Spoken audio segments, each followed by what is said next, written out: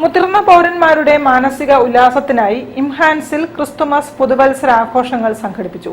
പാട്ടുപാടിയും പരിപാടികൾ അവതരിപ്പിച്ചും മുതിർന്നവർ ആഘോഷങ്ങളിൽ പങ്കെടുത്തു. Institute of mental health and neuro സയൻസിലെ മുതിർന്ന പൗരന്മാരുടെ സൗഖ്യം ലക്ഷ്യമാക്കി പ്രവർത്തിക്കുന്ന ടെലി മാനസ് പദ്ധതിയുടെ ഭാഗമായി institute of mental health and neuro സയൻസിന്റെ ക്രിസ്തുമസ് പുതുവത്സര ആഘോഷങ്ങൾ നടന്നു. ടെലി മാനസ് പദ്ധതിയുടെ പിന്തുണയോടെ ജീറിയാട്രിക് വെൽനസ് സ്കീമിന്റെ ഭാഗമായാണ് പരിപാടി സംഘടിപ്പിച്ചത്.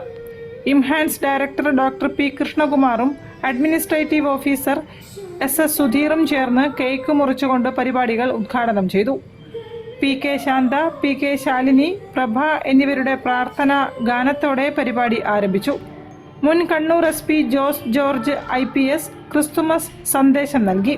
നാടൻ പാട്ടുകൾ, കരോക്കെ ഗാനങ്ങൾ, സംഘനൃത്തം, തത്സമയ അവതരണങ്ങൾ എന്നിവയും ഉണ്ടായിരുന്നു.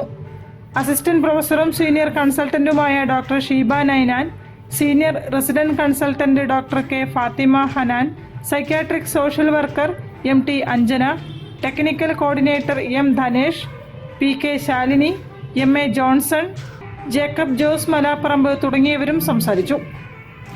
News bureau, Kozhikode. നന്മ സിറ്റി മേഖലാ കൺവെൻഷൻ നളന്ദ ഓഡിറ്റോറിയത്തിൽ നടന്നു.